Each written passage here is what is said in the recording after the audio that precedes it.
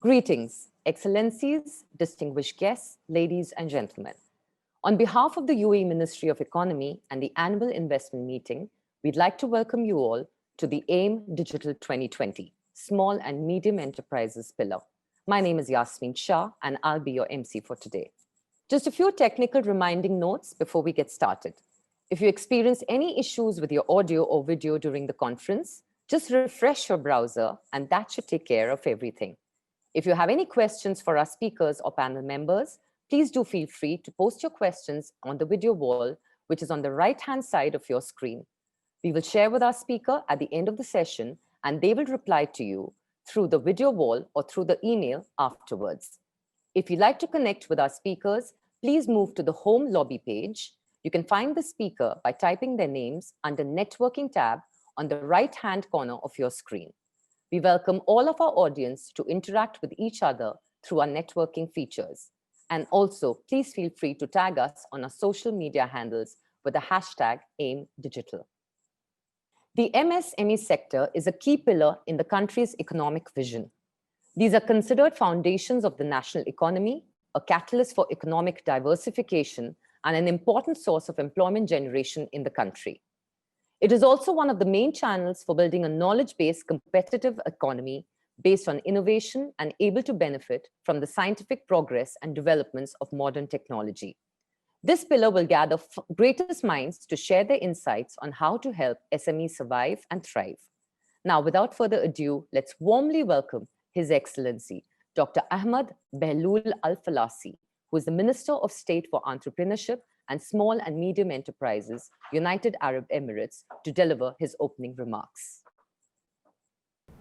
Your Excellencies, ladies and gentlemen, Assalamu alaikum wa rahmatullahi wa barakatuh. It is my pleasure to welcome you all to the AIM Digital 2020 conference, and I would like to thank the Annual Investment Meeting Organizing Committee for giving me this opportunity to speak at today's event. Small and medium enterprises are significant contributors to the global economy. According to the World Bank, SMEs represent 90% of businesses and over 50% of employment globally. In the UAE, SMEs are the backbone of the economy, contributing almost 50% of the nation's GDP. It is estimated that by 2030, the increasing global workforce will require 600 million jobs, making the expansion of SMEs a top priority for governments worldwide. Despite the great contribution of SMEs to the global economy, they are the ones greatly exposed to the negative impacts of the pandemic because of their vulnerability to disruption. The report for the Organization of Economic Cooperation and Development, OECD, indicates severe disruptions and concerns among SMEs. Of the total SMEs surveyed, more than 50% face severe losses in terms of revenue. 1 out of 3 SMEs fear that they'll be out of business without further support within a month. And 50% claim they will stop operating if they will not get support within 3 months. According to the estimate of the International Labour Organization, ILO, COVID-19 will lead to an increase in global unemployment of between 5.3 million and 24.7 million, which indicates that sustaining business operations will be especially difficult for SMEs. In this regard, there's a gradual shift in terms of policy perspective from support measures for survival to support measures for recovery. Thus, it is critical to discuss the regulatory evolution at this time of the pandemic to improve the business environment for SMEs and explore the qualities of good policy making, approaches to long-term strategic planning, stakeholder consultation, and co-responsibility with the residents and businesses. It is essential for startups and SMEs to be given opportunities to bounce back from the impact of the pandemic and provide a conducive environment that will empower them to have the capability of supporting growth and success. We must enhance the ability of entrepreneurs to surpass challenges caused by this pandemic and ignite them to utilize sustainable business models using digitization and technological innovation. AIM Digital will pave the way for the budding of expert discussions and perspectives to catalyze the business landscape and equip SMEs and startups to address the challenges of the pandemic through this conference.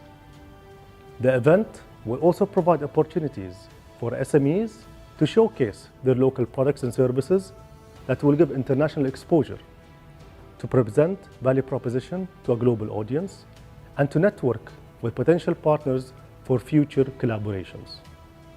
Indeed, the digital edition of the annual investment meeting is a great milestone for SMEs and startups to reach greater heights and explore promising opportunities, to find innovative ways not just to thrive, but to succeed amidst these difficult times.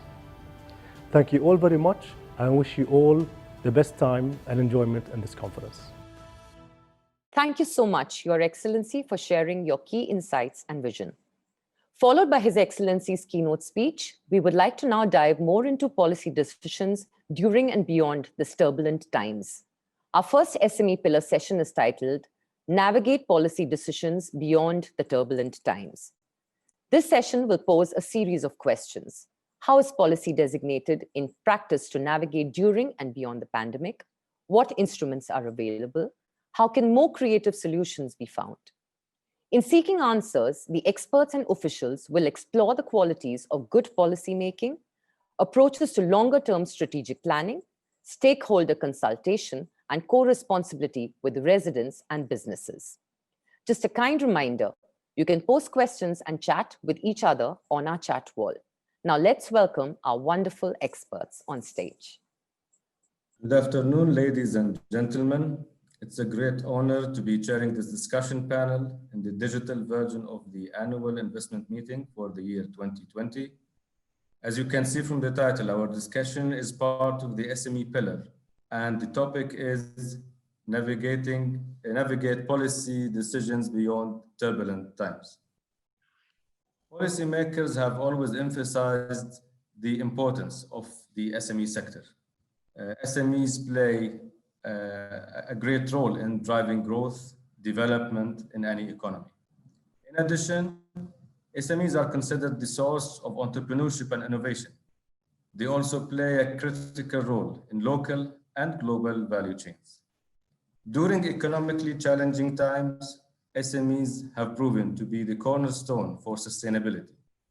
However, the COVID-19 pandemic has severely impacted the global economic outlook. Therefore, creating a supportive business environment for SMEs is essential for preparing the economy to thrive in the recovery phase. Our distinguished panelists will be sharing their knowledge and experience to identify the qualities of good policymaking, as well as practical approaches to long-term strategies. A quick introduction to our distinguished speakers. Today, we're honored to have Dr. Lucia Cusmano, the Deputy Head of SME and Entrepreneurship Division in the OECD Center for Entrepreneurship, SMEs, Regions and Cities. Mr. Ayman Amin Sijini, the CEO of the Islamic Cooperation for the Development of the Private Sector. Mr. John Denton, the Secretary General of the International Chamber of Commerce, and Mr. Stephen Ruzibiza, the CEO of the Rwanda Private Sector Federation. I would like to welcome you all, and I'll give a quick 1 minute intro for each one of you to introduce yourselves. I'll start with Dr. Lucia. Thank you very much. It's a pleasure and an honor to be part of this important meeting. As you introduced, I'm in fact a senior economist at the OECD and deputy head of the SME and Entrepreneurship Division. And in this function, I follow the agenda of the official body of the OECD dealing with SMEs and entrepreneurship, the OECD Working Party on SMEs and Entrepreneurship. And therefore, in this function, I have been managing and researching on as various policy areas as SME finance, SME innovation, green entrepreneurship and the measurement of SME trends and business environment conditions. Great, thank you. Mr. Ayman?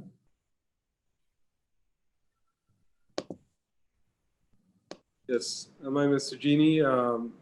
Basically, I work right now as CEO of ICD, Islamic Cooperation Development of the Private Sector.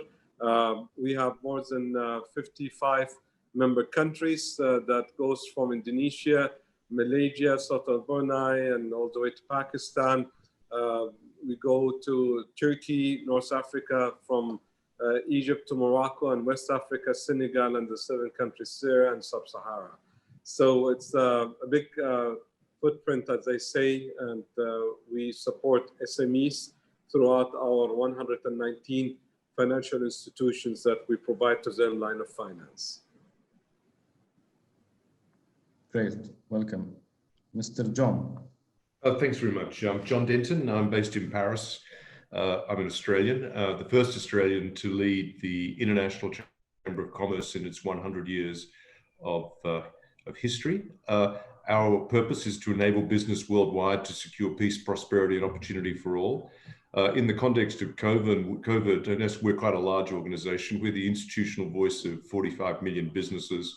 We have 12,000 chambers, 90 national committees all around the globe.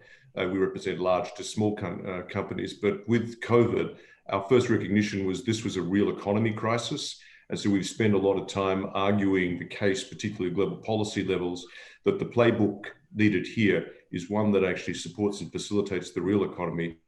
And when we talk about that, that's SMEs and micro SMEs. So we've launched in March a Save Our SME campaign because of what we saw as the destruction. And we're in the midst of lots of different initiatives. In fact, just listening to Ayman, I'm launching tomorrow one of our, what's called the ICC Center of Entrepreneurship in Beirut, which we're working with the United Nations Economic and Social Committee, the whole idea of which is to help to engender entrepreneurship, to enable people to build a meaningful livelihood in a market economy, but particularly in difficult times in Beirut. We have another in Istanbul, and we'll be launching more in Latin America. But maybe, Ayman, these are always good conversations because maybe you and I should talk about how we could work together, particularly in Beirut. Sure, I'd love to see that. Thank you. Great, interesting to know. I think we can have a lot of follow-up discussions after this session. Mr. Stefan. Thank you so much, Mr. Moderator. Isman Dis, I hope I pronounce your name correctly. My name is Steven Ruzibiza, and I'm the CEO of Rwanda Private Sector Federation, which is equivalent to the Chamber of Commerce in other jurisdictions. We have 10 chambers, which are different, and under 10 chambers, we have different associations which are sector specific that we manage. And all of them, we have also a big number of SMEs who will help in terms of accessing finance, accessing markets, capacity building, and particularly advocate so much for them with the government. We play a big role between government to private sector to private sector, and private sector regional, because we are in the region and we have different economic regional blocks that we work with. Private sector plays that big role in terms of advocating and promoting for ease of doing business. If you have been seeing in the recent past, Rwanda has been performing well in terms of doing business ranking, and private sector has played a big role in terms of helping in the ease of processes so that more investments can come in, and those which are in the country, operating the country, they can continue to operate seamlessly and with ease of doing business. Thank you so much. Thank you, Mr. Sohan. I would like to welcome you all on board, and I'm really excited because we're having different experiences. So we have a lot of people representing private sector. We have also the OECD, who's like somehow is doing a lot of research and benchmarking and comparisons on the government policies. So I think we'll have different insights, and we'll all add to the same, let's say, topic. I'll start with the first question, and I'll make it also open for all of the speakers. and we'll allow 2 minutes for each to give his own insights, his or her. So how do you assess the impact of the pandemic on SMEs globally? Was it different from region to region? And which sectors were affected more? So I'll start with Dr. Lucia, and I'll give 2 minutes to each of the speakers to give their insights or inputs.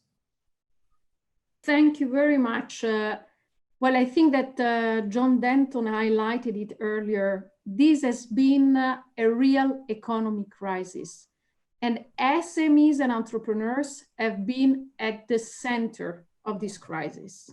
Since March, as OECD, we have been monitoring the impact and the policy responses, and the picture that has been emerging immediately and of course strengthened over time is really one of a hardly hit SME population across diverse sectors. If we look at surveys conducted with the business sector across more than 60 countries, basically we see that the majority, more than 50% of SMEs worldwide, are experiencing a strong drop in revenue. And for many of them, the cash buffer are so thin that they are at risk of going out of business in 2, maximum 3 months without some liquidity injection, some support, which has been one of the main drivers of policy intervention. But of course, this also reflects the fact that SMEs are overrepresented in the sectors that have been most hit by the crisis. In the OECD, SMEs account for about 60% of the employment. If we look at the most hit sector, SMEs account for 75% of jobs, which is of course huge. And we are talking about service sectors such as wholesale and retail trade, accommodation, tourism has been of course hardly hit, professional services, personal services, but also the manufacturing sectors that are strongly dependent on international global supply chains, which were disrupted by the crisis. So from transport equipment to machinery, electronics, chemicals. It has been therefore a very widespread effect. And I think that SME sector, the tourism sector is quite illustrative of this. As OECD, we have estimated, we have projected a decline by 80% in international tourism in 2020. And this means that basically the jobs that are endangered globally in SMEs, in the tourism sector, amount to about 120 million jobs, which I think gives really a sense of the impact and the urgency. True, true. Thank you. I'll leave now with the mic to Mr. Ayman as well. So how do you assess the impact of the pandemic on SMEs globally? The same insights on the same questions. Anything to add? Sure. Basically, the pandemic has never been around. Nobody really had experienced such an impact before. And lots of SMEs in our member countries that are 55 member countries have been affected severely, and they've been in shock. The main reason was supply chain was not there. They didn't really plan for multi-supply chains. They didn't think much maybe about risks and mitigations in this particular mass or big impact. They haven't gone through the plans of the financial institutions that can provide them the right funding. And we're also not aware how to deal with their clientele base, accounts receivables, accounts payables, and how to manage their inventory. It was a complete shock in the system. So on the other side, we did see lots of our member countries' governments have really played a major role in supporting the SMEs and the financial institutions. And we further support from our side as ICD those member countries in our own capabilities to really help wherever it can be. We do provide line of finance to our 119 financial institutions, and we try to direct it directly to the SMEs that have especially been affected, or focus on the medical care or the supplies that is needed as a focus, first layer before anything else. But the full ecosystem has been affected, and it requires lots of help. So unemployment is another big factor that everyone paid a big price for. And we really didn't have much planning to what to do with that unemployment right away. We had to fix, maybe redirect them. The technologies that are needed to help those SMEs were not handy right away for these SMEs. SMEs themselves were not ready to have technologies in their system or have it available for their clientele base. Lots of member countries did, though, suddenly pop up lots of, as they say, different types of, iconic models to do food delivery apps, or to do, goods delivery or service delivery. And some of them really surprised us how fast they went. The system needed to follow that too. So it's a real big combination of negative things, but great things came out of it. And we can see the people slowly adjusting maybe towards it. But the real effect after the second wave is still to be seen, and we have to monitor it very closely. And it's not that easy to do so. Yeah. Agree, totally agree. We're still like in the middle. Yes, we're talking about recovery, but the whole thing didn't finish yet. So yes, we're somehow in the middle. I'll move now to Mr. John. I think also being in the International Chamber of Commerce, you'll have a lot of insights on the impact of the pandemic on SMEs. Look, thanks very much. I think just picking up on Ahmad's comment, I mean, one of the cruelties of the pandemic is that it's asynchronous. It doesn't happen in a synchronized way. In some parts of the global economy, we are still in rescue mode. In others, we're talking about what does a safe reboot look like. In others, we're talking about what does resilient recovery look like, and then it turns around. So it's actually not happening in a synchronized way. In fact, I think the tragedy in many respects is that the economic impact of the pandemic reached particularly least developed and developing and emerging economies often way before the health impact actually hit as well. So grappling with that has been very difficult for governments. Can I just back up something Lucia said, particularly on tourism? It's not just the raw number of jobs lost, which we should be confronting. And I've just done a letter, a démarche effectively to the G20 tourist ministers on this as well. It's also unpicking that. More than 50% of those jobs will be lost to women, and more than 1/3 will be lost to young people. There is real risk here of social inequalities on a global basis being exacerbated. So we need to be focused on that as well. And the reason I say that is that the real time, we have a combination of real-time data and longitudinal data. So real-time data with flavor. For example, the Colombian Bogota Chamber of Commerce, and this is the sad thing, can report that there have been a 60% increase in businesses closing from August to September. So that's the pace with which this is actually hurting.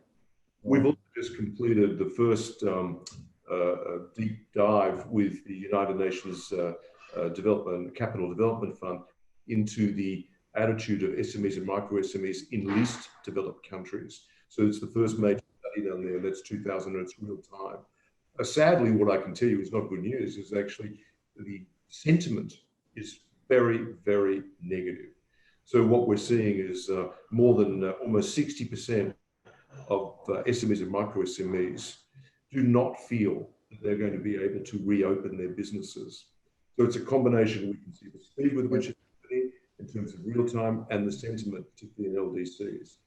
The challenge we see from that, even going back to my comment about the breakup of the numbers, is that there is a real risk to the functioning of private sectors in important but actually challenged economies.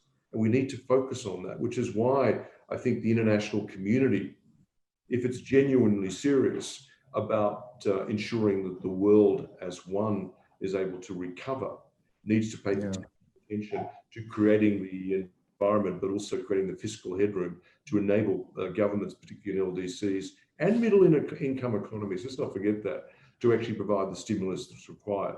I was on a call with Kristalina Georgievna, the MD of the IMF, not last night, the night before, because we have the IMF World Bank meeting, I think next week, Lucia, and we're making the point that we really do need to get this issue of debt, LDCs, middle income economies, not kicked down the road again. We need it to be grappled with, because the data I've just assembled for you here in this discussion and the comments about tourism, this is happening now.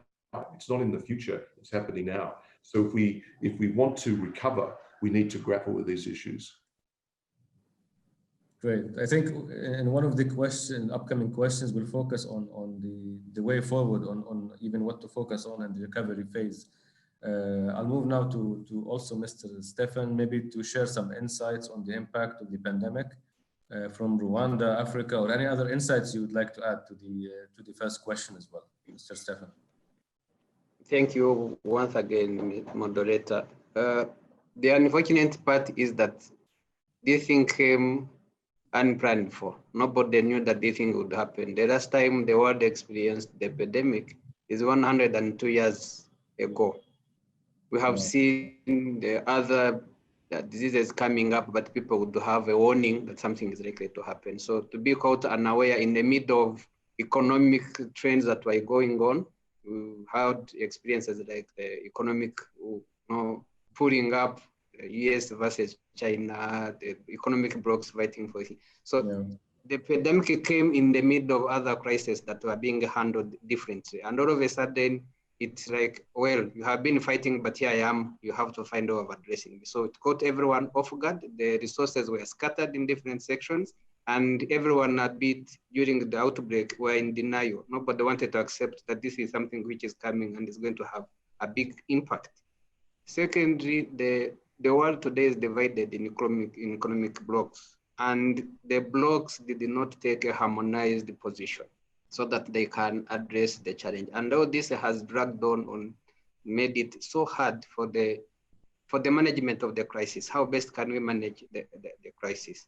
So if you look in terms of the impact, I can say we have classic impact, the known impact, the loss of job employment, the loss of the reduction in production, the capacity. So those are classic effects that we know, but there's auxiliary impact which we are witnessing, the uncertainties. When is this thing going to end? When do the level of entrepreneurship and innovation is not going to be the same? People today are hesitant. I cannot come up with this business idea because I don't know if I will have finances. The government policies in terms of supporting innovations are changing. The government are changing the priorities and focus. So all this is coming up in terms of affecting the level of entrepreneurship and innovation. Two, in terms of access to finance, if you look at, for example, if I take the example of the African countries, they have a bit of a heavy loans. The world countries are paying loans. And if the big economies are going to facilitate in terms of reducing the payment period, the threshold, all that has a trending effect, a multiple effect to the performance of the economy. So the access, the conditions of the World Bank, the conditions of IMF in terms of financing and banking, the liquidity ratios in the banks, they have impact. And these are the things which a country, a unilateral decision, you can't take a unilateral decision unless your colleagues or the partners also agreeing with this kind of arrangements. So in terms of Africa, one, the connectivity, because already they had their own challenges in terms of infrastructure, be it the roads, we don't have so many interconnecting rail trains. The movement of goods in logistics has been a challenge. And now even in the little capacity one had has been reduced in terms of logistic movement. In terms of innovation, agriculture, the biggest sector in Africa has been agriculture, where now it is being impacted. So all these have a bigger impact in terms of employment, in terms of continuity of the business and economy.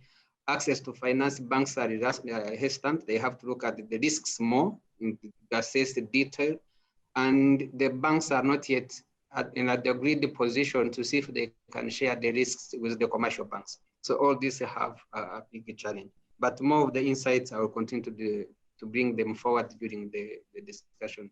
Thank you so much. Thank you. I think we like covered the impact or even the severity, let's say, of the impact of the pandemic on SMEs from many angles. We mentioned the sectors, we mentioned the unemployment, we mentioned that even the rate of businesses that are going bankrupt or closing. But as the speakers also highlighted, it's also the sentiment, is also the look towards the future. We talk about entrepreneurs and SMEs and what's next for them. So I think we'll cover a couple of these points whenever we talk about the recovery phase. I would like to move now to the second question with Dr. Lucia. So during the last couple of months, I've been always following the OECD publications, and we always, to be honest, refer to them whenever we do any benchmarking for policies. And especially the policy responses that are related to SMEs during the pandemic. So maybe from your point of view, what were which countries did it maybe better or handled certain challenges better than the other? Any innovative practices, any policy that you would like to highlight, and were like the stimulus packages enough in some countries? I'll ask you to comment in 3 minutes, and then I'll leave 1 minute to the speakers also to add their insights. Yeah, thanks. In fact, what we have been observed is, first of all, intervention at an unprecedented scale in terms of resources, share of GDP, but also the diversity of instruments that were put in place at the same time. So the policy mix and the packages. This has been, as the crisis, something at an unprecedented level. Of course, we also see some learning lesson out of the earlier financial crisis. So the attitude has been, of course, completely different. The interventions themselves, they had to face, and they're still facing some important challenges. The first one is getting support, and particularly liquidity support in the form of grants, in the forms of lending, in the forms of guarantees, as quickly as possible to a very large number of enterprises. And this has, of course, meant also very little strings attached, and the capacity of the public sector, as well as of the banking sector in some cases, to handle all these mass of demand and intervention. We have seen a lot of flexibility and adaptation, but also in response to early problems that were encountered by the systems. In some cases, even the ICT system was not able to handle the high demand and the flow of support. For instance, I think that we can single out the case of Switzerland as a very effective approach to somehow disburse the loans, the package that they have put in place. They were able to put in place the IT system very quickly to reduce to the minimum the administrative burden, and also conduct upstream the minimum control with regard to solvency, so that basically businesses, by compiling a one-pager, could have access to the loan in 48 hours, which I think is quite, it's quite impressive. And this has been an example that others have been looking at to improve the way they were disbursing. We have seen also some interesting adaptation to good practices in terms of job retention scheme, where Germany has a long experience there, and other countries have been looking at their job retention scheme, although this, of course, depends also on the regulatory framework, the labor market characteristics, as in some cases, very simply, the jobs were shed.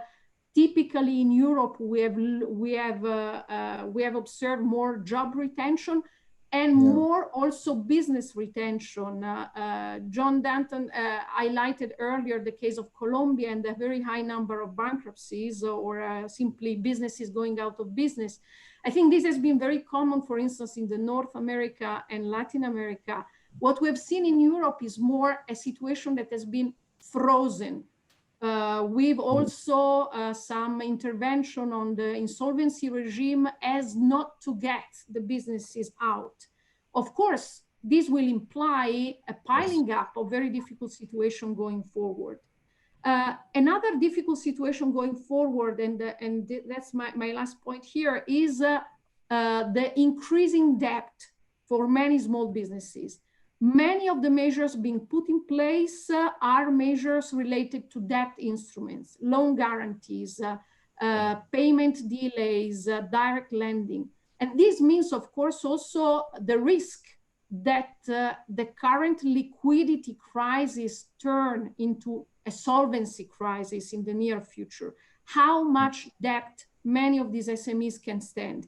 And here, the somehow interesting experiences we are observing are those of countries that are trying to diversify the set of financial instruments they are using. So trying to also have a greater attention to equity or quasi-equity instrument to relaunch trade finance that was very hardly hit. Germany, for instance, has strengthened the venture capital funds also because as Stephen was highlighting, startups and new enterprises have also seen the financing sources drying up. So I think that the other area where to look at that interesting experience is this aspect of the broadening of the financing instruments being put in place to support SMEs and new entrepreneurs. Thank you. Actually, it was exciting for me to know about Switzerland and Germany and the two examples you mentioned, the financial support in Switzerland and job retention in Germany. Maybe I can also have or give opportunity to the speakers to highlight any good policy responses you have been across from other countries, innovative practices, again, with the same sequence, Mr. Ayman and then Mr. John and then Mr. Stefan. So any inputs, Mr. Ayman, on the sure. policy responses? Or... Yeah, I mean, like in Saudi Arabia, the government did decide to pay, I think, almost 60% of salaries for some of the SMEs, depending on their size and their capabilities. Some other countries did actually provide an easier support for transportation charges that really was waived during this time. So it's a combination of results, but I think those are the two big examples that I could highlight. Yeah, thank you. Mr. John. Oh, look, thanks very much. Maybe I'll put it this way. We divide the world into two spheres here. Those governments that were active and those that were reactive. The advice we gave to all governments was to go early, go hard, and go direct. That actually required a level of activity. The other is that what may have seemed unorthodox should now be seen as orthodox. The need, because of the size of the challenge we were facing, orthodox reactions would be too tempered, too slow, and too indirect. So unorthodox. A good example of that, frankly, which would have been seen as quite revolutionary 2 years ago, was with the government of Singapore, who recognized that they needed to backstop the trade finance market. And the state there provided unlimited liquidity for trade transactions and coverage up to 90% of any losses. Now, that may seem extreme, but it was actually in the context critical to stop a freezing up of trade. Okay, this is exciting as well. Mr. Stefan. Thank you so much. From the Rwanda perspective, the government has taken so many measures, but I will just speak to. One is the injecting more lending facilities with the banks. Each bank, at least the central bank government provided around $50 million US that is accessible to the banks at a low interest rate, and which they would at least help the banks from going bankrupt. Two, the second measure that was taken is to lower the lowering of the reserve threshold, the ratio, at least, so that from 5% to 4%, so that at least that will take away the burden from the banks to make it easier for them to pass on the loans to the commercial operators. Yeah. But thank you so much. Okay, good. From the UAE side, I think I've been involved in many of the policies. I think most of the countries were also trying to do similar practices where they will protect especially for the salaries and the rents, like from paying rent or postpone the payment, or at the same time facilitating access to finance. So in UAE, because we have federal level and local level, there has been a race between the governments to launch these new initiatives. The central bank increased the subsidies for banking in UAE with more than 300 billion dirhams. For us, the Mohammed bin Rashid Fund, we launched a couple of new products. We expanded the government guarantee program to reach 200% and with zero interest. So I believe most of the countries tried to do their best with the available resources, but it's good to know which policy had better impact or really benefited the sector. I think we'll move to the next question now. So among these challenges that we mentioned in the, first question, we mentioned lower demand. We mentioned collecting pending payments and access to finance. We also mentioned the digital readiness of the SMEs. Were they ready for what happened, for dealing with the lockdown, or most of them were just trying to adapt? So from the point of view, which challenges had bigger impact and had to be tackled immediately in order to allow SMEs to maybe survive and then maybe thrive? So I'll start with Mr. Ayman here for the main comment with 3 minutes, and then I'll leave a minute to each of the speakers. Mr. Ayman.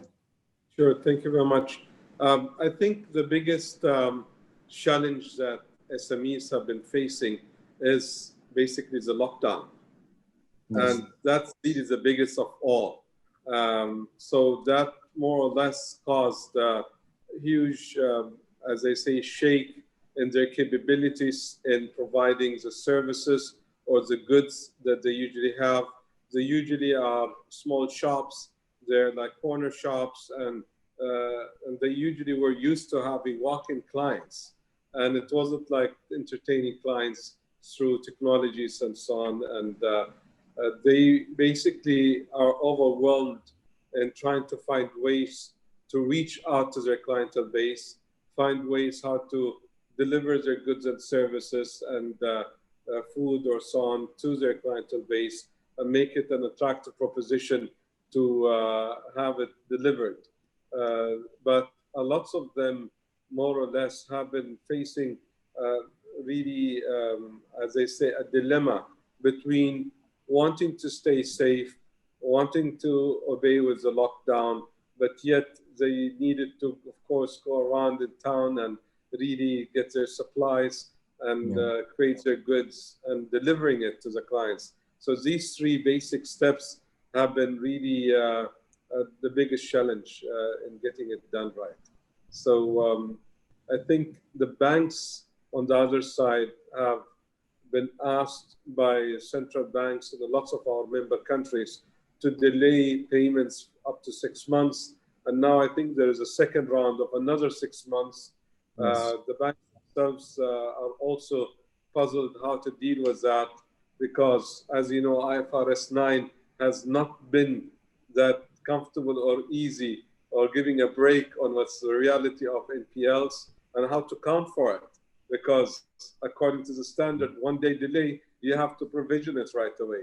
So they also have to find ways how to handle that, how to get their liquidity managed more correctly and really monitoring their clients and be very, very, very close to them to know whether, they are really supporting the ones that, maybe have an issue or really pre-plan for those that have collapsed. And unfortunately, I have to say, SMEs logically are the fastest to collapse in a lot of these countries.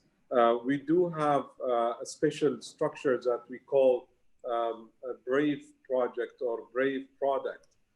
And that particular structure has been for microfinancing, and we've been providing financing for countries that are extra fragile states and mainly in war zones even.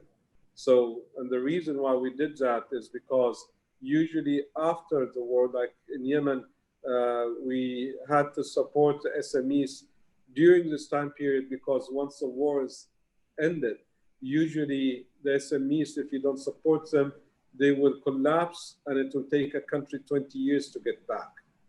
So that project has been doing very, very good. And we've been able to help really a lot of institutions in very rural areas that nobody might be able to help them out during that time period.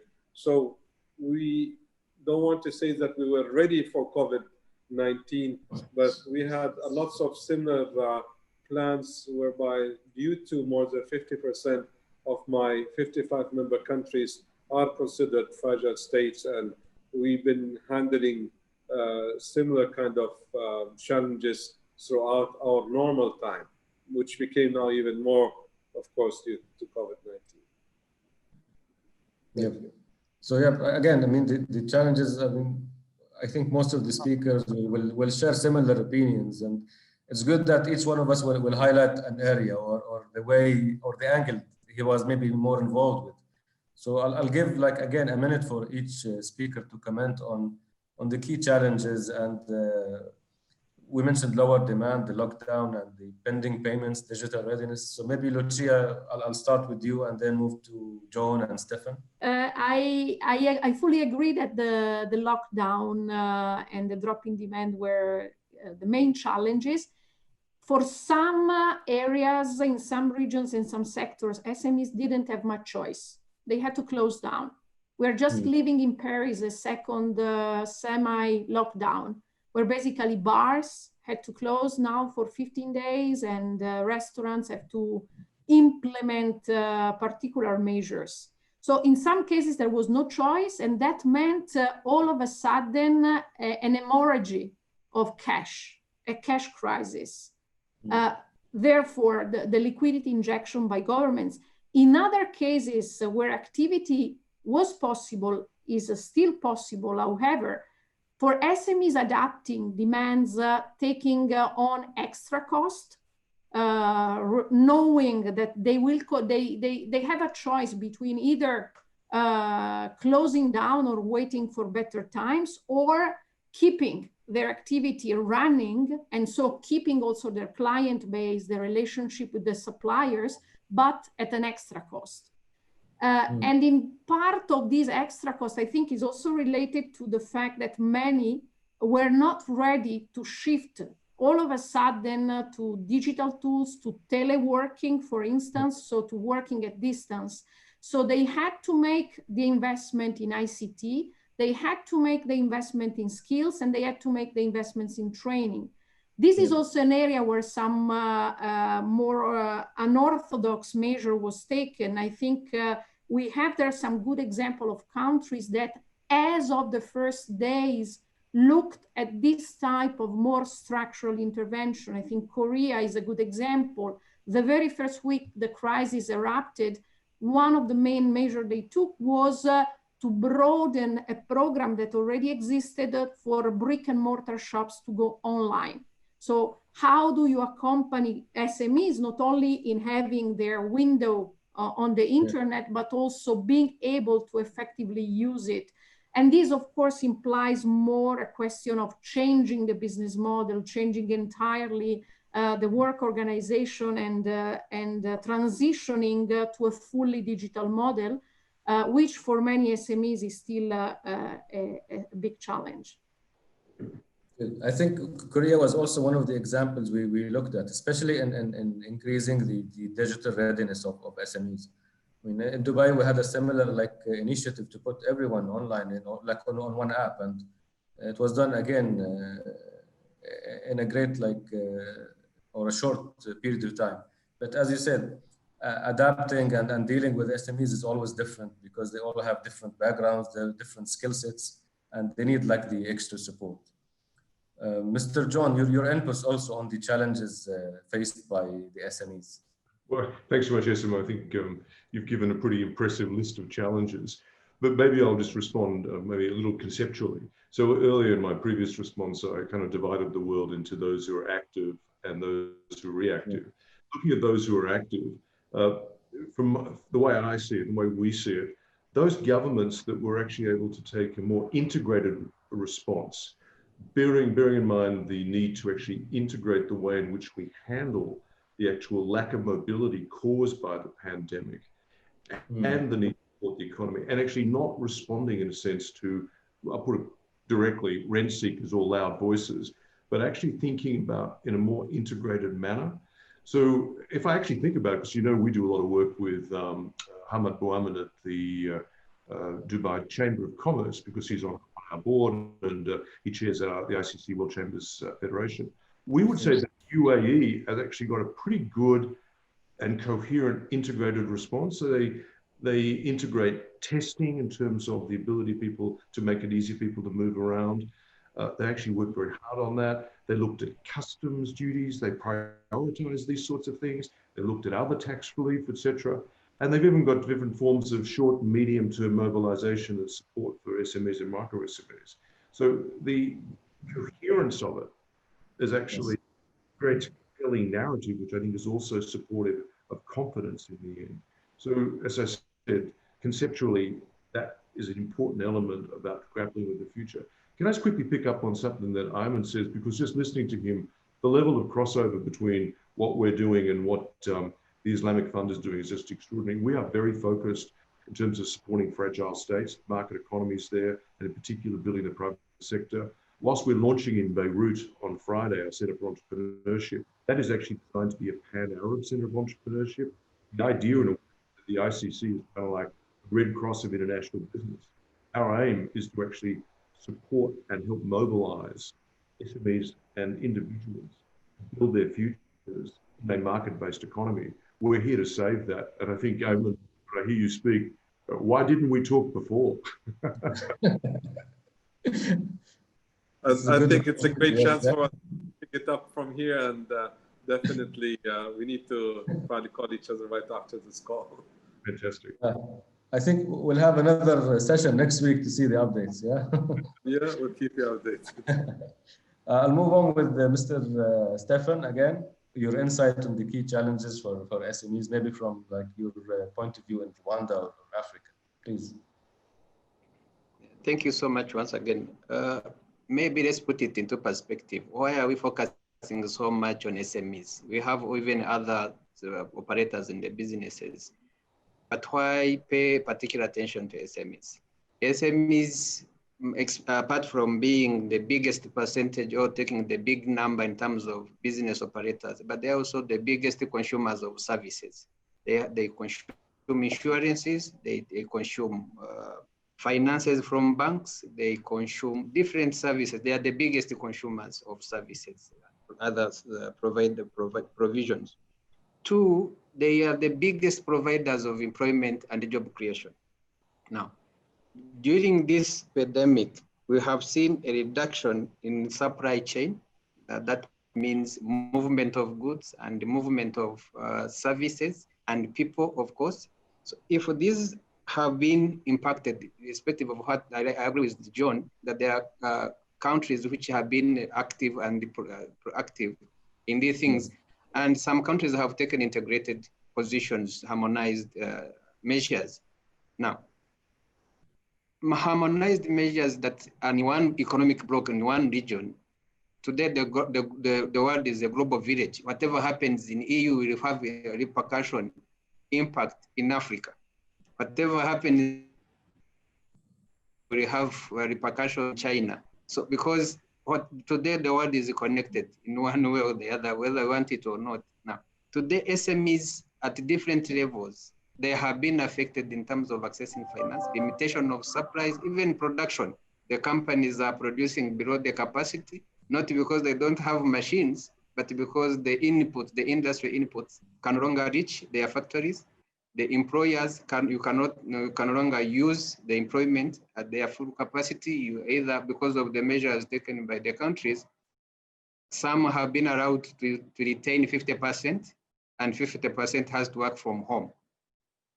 You have to put measures, which is an additional cost. You must have sanitizer, you must have social distancing. So you can imagine it distancing people from a production machine where you have input up to the final production unit. All that has had a greater impact really on SMEs. Thank you so much. Thank you. I think you also highlighted it's like the cost of compliance again, because they have to adhere to these measures, and complying is not always easy for SMEs because it means extra cost. So in addition to the lockdown and to the challenges they're facing, we also have to do this. I think I'll move now to the next question. We mentioned many times supply chains, and I think that the pandemic has strongly disrupted the global supply chains and made many countries reconsider focusing on their local supply chains. So I'll try to focus on this now, and start with Mr. John, and then maybe move to the speakers as well in the same sequence. So John, how do you see this affecting the SME development strategies moving forward? Like, countries started looking more into local content policy, in-country value. Maybe the disruption in the global supply chains made them try to focus more on the local and regional supply chains. What's your take on this? Oh, look, thanks very much, Esther. I think it's, if I could again, it's really important to look at this question and put it in context. There's actually political messaging going on, and there's actually activity happening in the real economy. The political messaging and what's going on are not necessarily aligned. It's certainly understandable that governments have signaled an interest in engendering a reshoring or strategic repositioning of supply chains. I understand that. There's a clear logic politically for that. There's public anxiety caused by the shortages of personal protective equipment, we know in many countries, and people felt that, so governments sort of respond politically to that as well. But what that actually shows, though, and this is what had happened, but people moved away from it, is actually important for governments to have stockpiled. If you think about preparation for a pandemic, there were a couple of 1-step, 2-step, 3 steps that could have been in place. It's actually not the supply chain collapse there. It's actually the failure up front of public policy to have failed to stockpile. And that's something that's really important, because it's really important that citizens have the confidence that the emergency kit required will be available to protect citizens when it does emerge. But there is actually no evidence to suggest that there's a need to fundamentally rewire global merchandise trade in light of the crisis. Nor are there any signals, by the way, that multinationals are actually doing that or seeing any operational strategic logic in doing so. You can look at that. There's research and there's research and what we actually see on the ground. McKinsey did some research on this quite quickly in April. They suggested that overextended global value networks had made economies vulnerable to supply disruptions, which is true. But the reality is that aside from 1 or 2 products, which were affected by some dramatic and quick shifts in global demand, and frankly, that was stuff like bleach, we know why that happened, and actually toilet paper, we know that happened. There haven't been too many obvious shortages of consumer goods.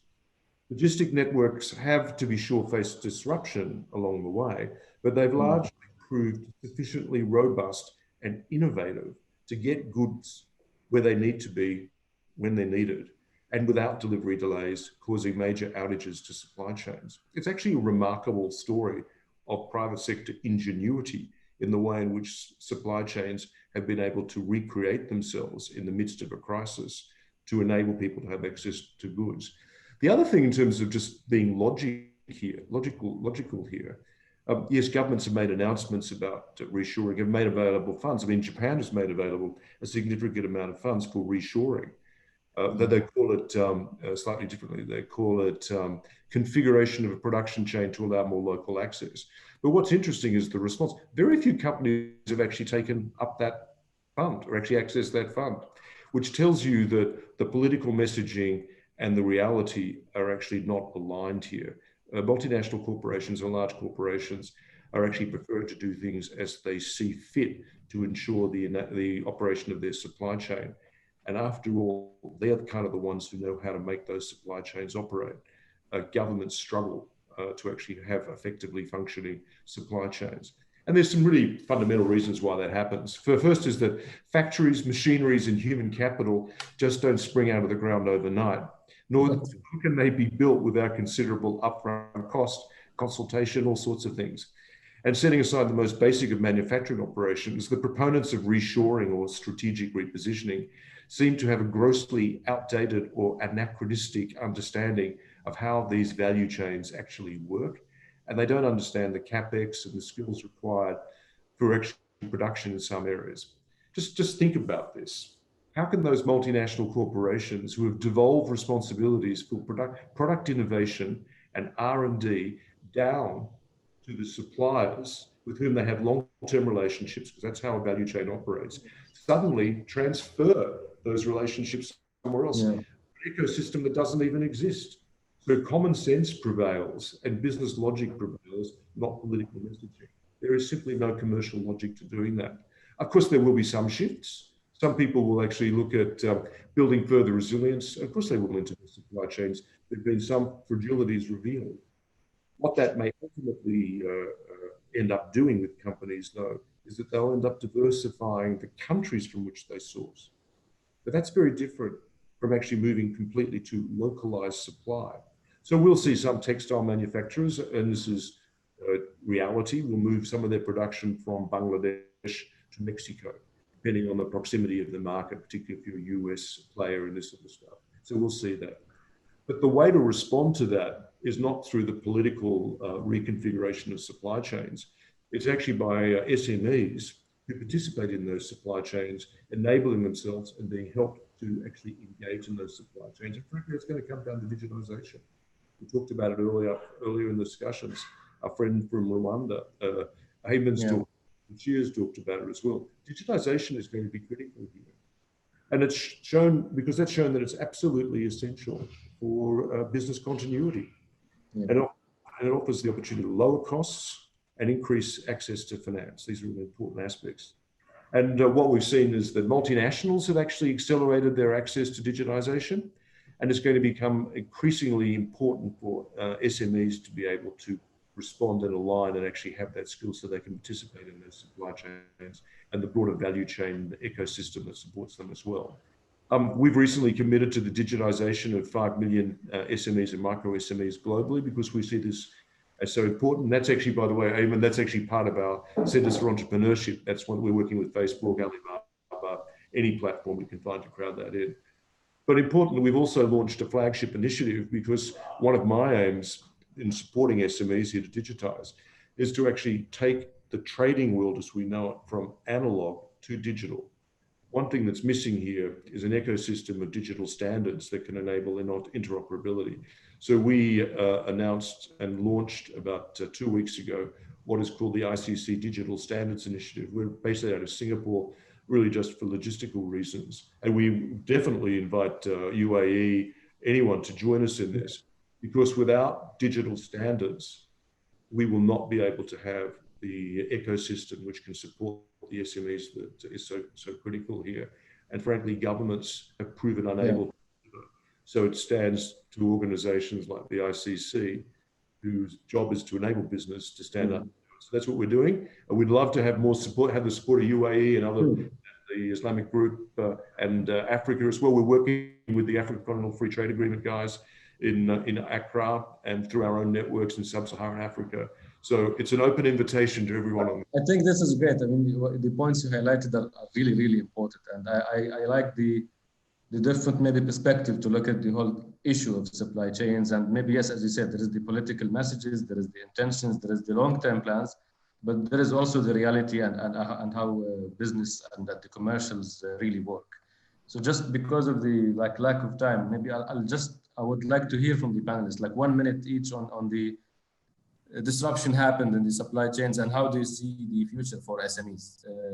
Dr. Lucia. I fully agree that the question of the supply chain needs to be viewed in a longer term perspective, because the crisis has intervened at the moment where global value chains were already reconfiguring to some degree, and MNEs had already started rethinking for some of their supply chains the geographical and sectoral spread for different reasons. The global trade tensions that of course imply some rising trading costs and uncertainties, changes in consumer demand that probably are going to be even accelerated by the crisis, demand for more sustainable products, demand for more inclusive supply chain and production methods. So a push that was coming from the demand from the consumer side, the close to market business model, so a search for greater reactivity in some supply chains, as well as, of course, and I fully agree, digital technologies. Digital technologies that do not only alter the cost advantages of places, but also determine a different competitiveness by traditional supplier, by traditional places. And I think that what John Denton was highlighting on interoperability is absolutely crucial. We are seeing, for instance, blockchain technologies being deployed in supply chains, where basically SMEs, they have to adapt or they have to exit, so they have to adapt. But the lack of interoperability means, of course, for them heightened challenges, because it means being locked in. It means an important investment also in capabilities, and the lack of interoperability, of course, implies that these costs are going to be multiplied, or indeed even that their capacity to diversify across different buyers and suppliers is diminished. Clear. Mr. Ayman, again, your inputs on the supply chain issues and the local content. Sure. Well, it makes me think about what's the effect of all of this. Nationalism is going to rise a lot. Populism is going to raise a lot. And nationalistic views will start saying also come up. But at the same time, we as multilateral institutions that has 55 member countries, if you would like to think about us in 3 different stages. The first stage, yesterday we raised $600 million from the global market through issuing ICD Sukuk, and we were successful in doing so. The coverage, it was more than 3 times. We had the interest of above $1.5 billion. So we got the liquidity. Next stage is the banking sector, whereby the 119 financial institutions, we wanted them all to speak with each other, and that's where the digitalization is going to come in. And definitely, John, I'll be contacting you in getting the more benefit out of your digitalization experience. But the idea is, for example, we have 42 banks alone in Africa. And those 42 banks, they should be able to speak with each other. To give you an example, if you are in Morocco and you need as an SME to sell a product to Senegal, we have a bank in Morocco and in Senegal. So we can help those SMEs through financing. We can get them to speak. Let's say a Moroccan company wants to sell in Senegal, we'll talk with our bank in Morocco, and the bank in Morocco will then contact the bank in Senegal and ask it to finance the buyer of the product, let's say of Morocco, or vice versa, somebody from Senegal wanting to sell to Morocco or Egypt. So these 42 banks alone in Africa are now communicating with each other. We call it the bridge platform, whereby all the 119 financial institutions from Indonesia all the way to Africa and Turkey start talking with each other and starting to be able to introduce clients to each other to raise the trust between them, because that's part of the value chain, maybe support that we can put in. And in this way, you have even banks getting closer to the clientele base, being able to provide better credit lines, better understanding, better monitoring, and better collection, but at the same time, getting comfort between these continents and get them to speak with each other and connect them through the banking network. That's my basically 3 steps in that. Thank you, thank you. Mr. Stefan, maybe your insights on the disruption of these supply chains in Rwanda. Thank you. Thank you so much. I think the measures to be taken can be put in two categories. There are quick wins right now so that we come out of this situation. And in terms of quick wins, we have to promote measures that will improve money in circulation. How do we put money back into the population so that they have increased their purchasing power for even the little services that are still operating at a minimum percentage? Two is to relax some of the tax measures. Like in Rwanda today, they have, for example, extended the declaration period, waived the withholding tax on some of the products and the services. So some of the tax measures have to be relaxed so that we allow the SMEs to continue surviving in the business. In long term, we have to see how we can create the duty-free services where that people now can come and import in bulk if we are importing for services, so that the population can access it at a low cost in terms of duty-free products. Second, in terms of long term, because everyone now has to, the cost of compliance has impacted on the cost of production and investment. Yeah. Now, because of that link, we have to find the best way, the both private sector and the government, how best they come up with special economic zones for SMEs that is at affordable price. You have affordable economic zones where we have adequate infrastructure so that in long term now they can quickly recover. Thank you so much. I think you were highlighting the recovery as a whole, yes? You're talking about the recovery phase in general? Mm-hmm. Exactly. Thank you. So I was coming like with this question now on the recovery phase, and it's good that you already highlighted the key areas into short term and long term. Ideally, as most of you know, that we heard a lot of studies and consultants were talking about V-shape and L-shape recovery like in the early days, and then we started hearing different things, and I think the last one I heard was a Nike swoosh, as they called it. So it's like something between the V and L. The summary is it will be like a challenging time, difficult, long. We have to be honest. It will be a long recovery, and maybe just for the sake of time, because I think we have a couple of minutes left, I think we'll just allow 2 minutes each to highlight the key areas that you think governments should focus on during the coming, let's say, couple of years. I'll start with also Dr. Lutjia. Thank you. I think that, well, first of all, we are not out of the woods. Many SMEs are not out of the woods.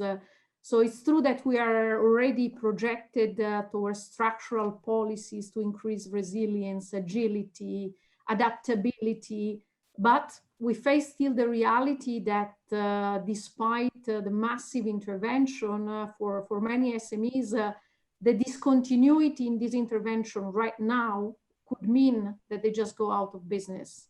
So there is a big challenge, I think, of how to enable viable SMEs still to survive through liquidity injection and similar measures, while at the same time allowing some healthy business dynamism to take place.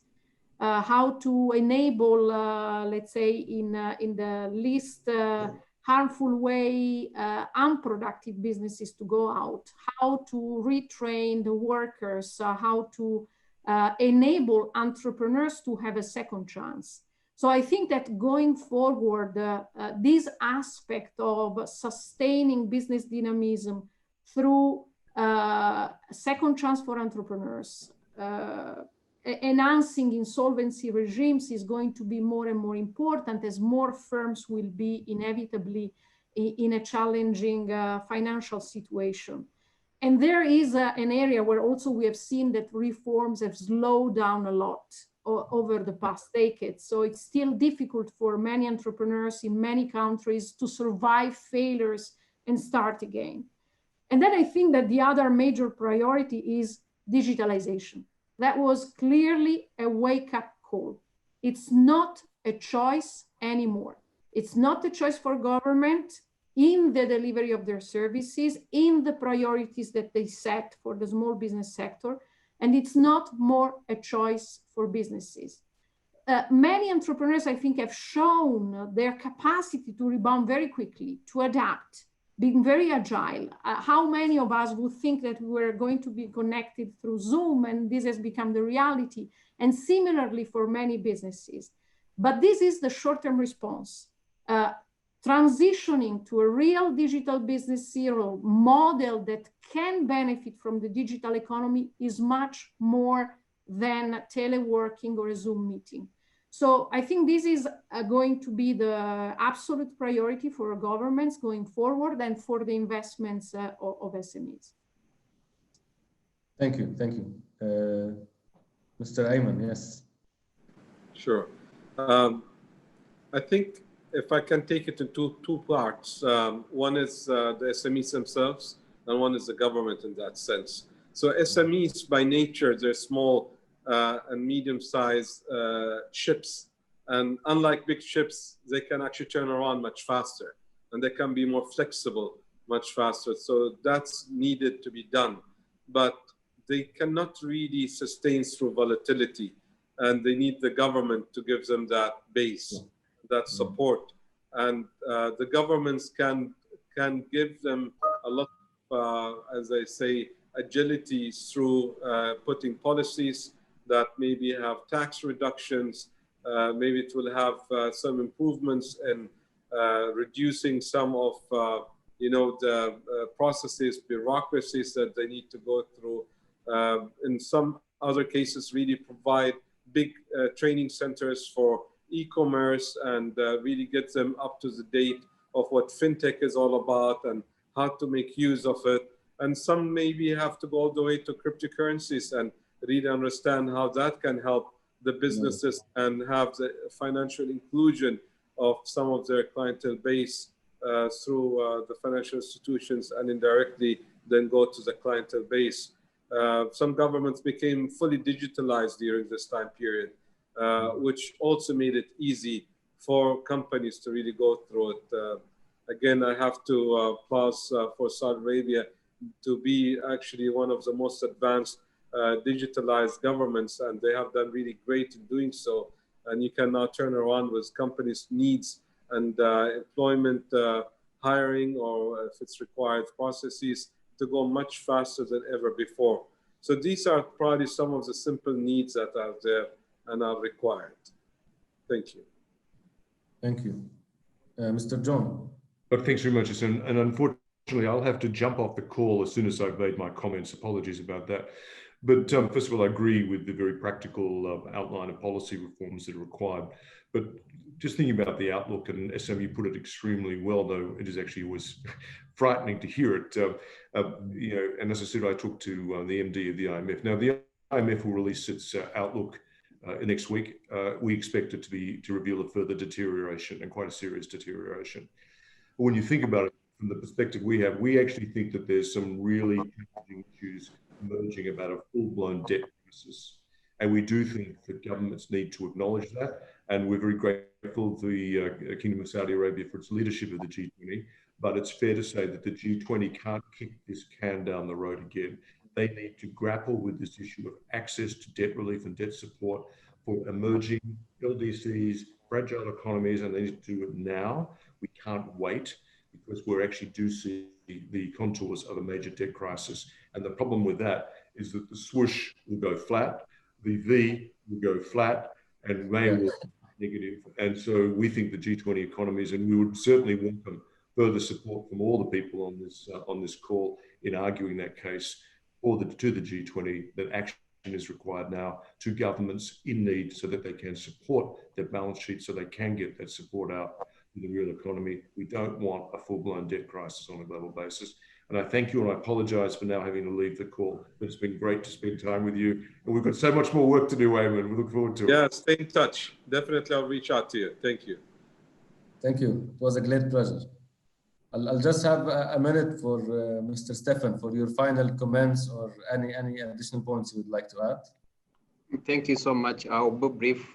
First, this is not, it's not going to be one man's show. It is not going to be the part of the government or private sector, but rather a concerted effort between private sector and the governments. So here there is not going to be any superpower in terms of solving the crisis and coming up with a recovery plan. It has to be a joint effort across the spectrum. Two, we have to, even the SMEs, we have to put categories. There are these SMEs which are too big to fail. And those that are too big to fail, both private sector and the government must pay a particular attention in terms of helping them to come up. I'll give an example, the SMEs in trading in commodities, because the population need food at the end of the day of the crisis. SMEs in commodities, SMEs in construction, SMEs in special services like medicine, healthcare, all these are needed to stay afloat so that they don't collapse. So we have to focus on these SMEs that are going to be bailed out. Then we have to look at some of the legal regimes, the working capital to start up the working capital, for example, the paid up share capital, the reporting systems in the regulatory framework, like company of registrars. So all these are the measures which are going to be reduced and in terms of helping the SMEs to survive. I think with that, let me not elaborate more on it. Most of my colleagues have recommended good measures that have to be taken. Thank you so much. Thank you all. I think we just highlighted a couple of key points maybe to focus on, and maybe digitization was one of the key points moving forward that we all have to focus on in governments and in private sector. The policy changes or the reforms that we discussed. I like that most of the speakers also highlighted that we need like collective somehow efforts. I mean, it's not like a single country or single government that can do like anything by themselves alone. It's even when we discuss the supply chains, it shows the interconnectivity and that this collective like policy effort is required. So I think we're done with the discussion. I thank you all for the insights, and maybe just I'll leave any last comment, Dr. Lucia, Mr. Ayman, anything to wrap up with? If I may go ahead after Lucia, Dr. Lucia, would you to start? Ladies first. Thanks a lot. I think that the key issues have been highlighted. I liked in particular that the call that Stephen made for a joint effort. Yes. This is a joint effort in countries, and of course it's a joint effort at the global level.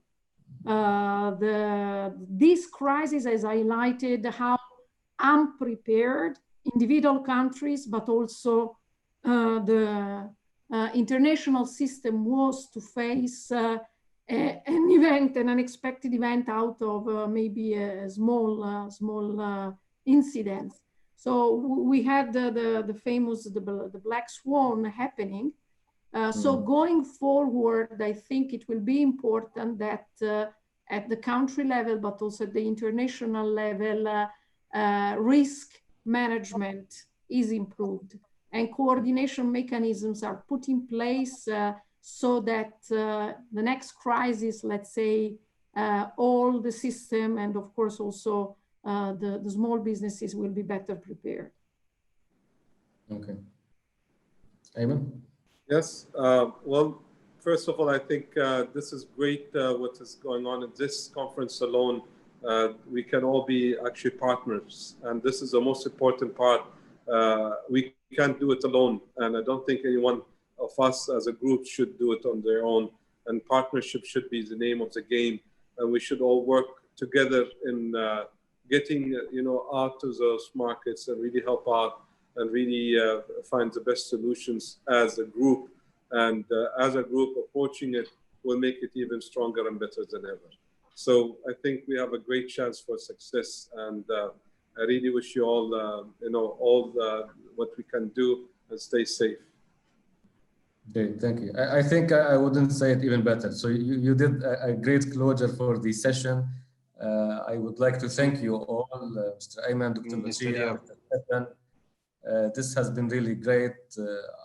I expect that the attendees or whoever will attend the session will feel that we tried to cover the different questions from the different insights, the private government. And we all think that the way forward is for us to work together. So it's like a call for collective action, for the more collaboration between the different countries. I would like to thank you all, and I think we can close the discussion now. It has been a great pleasure again. Thank you all. Thank you so much. Thank you. Thank you so much. Thank you. Bye-bye. Thank you, our session chair, Mr. Assam Disti, and our amazing panelists, Mr. John Denton, Dr. Lucia Cosmano, Mr. Stephen Ruzibiza, and Mr. Ayman Amin Sejini. Dear attendees, if you have any questions, please feel free to post your questions on the video wall. We will share with our speakers and they will reply to you directly or through email. If you'd like to connect with our speakers, please move to the home lobby page. You will find the speakers by typing their names under Networking tab on the right hand of your screen. We welcome our audience to interact with each other on our chat wall. Please also do not forget to tag us on our social media handles with the hashtag AIMDigital.